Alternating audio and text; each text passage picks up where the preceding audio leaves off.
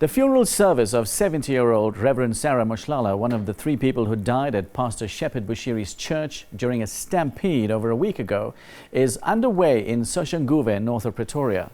Mohlala and 2 others died during chaotic scenes when congregants attempted to run away from a raging storm to seek shelter.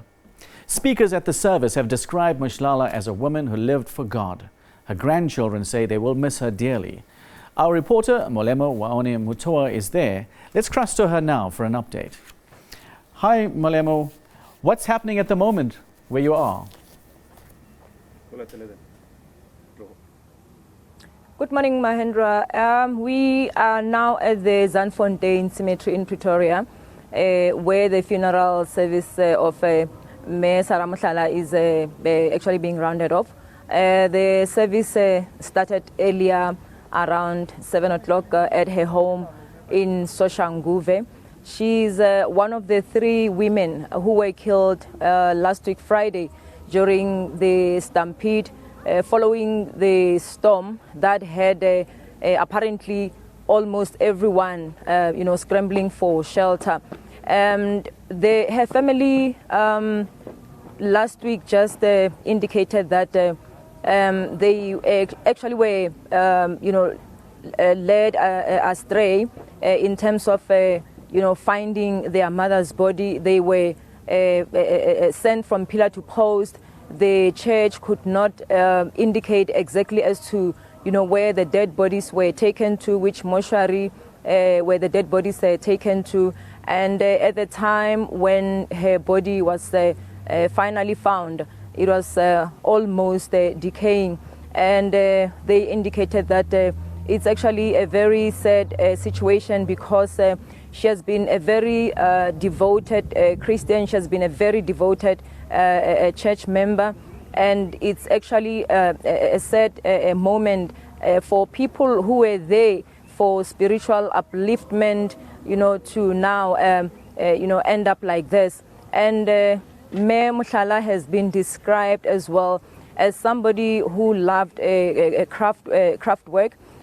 She had a lot, of craft work that she was busy with, and they are indicating that they will really, dearly miss her. And last night we saw the community around the vicinity of the church, up in arms as they were barricading the road that's passing next to one of the gates that enters the Pretoria showground, where Prophet Shepherd Bushiri's church is housed.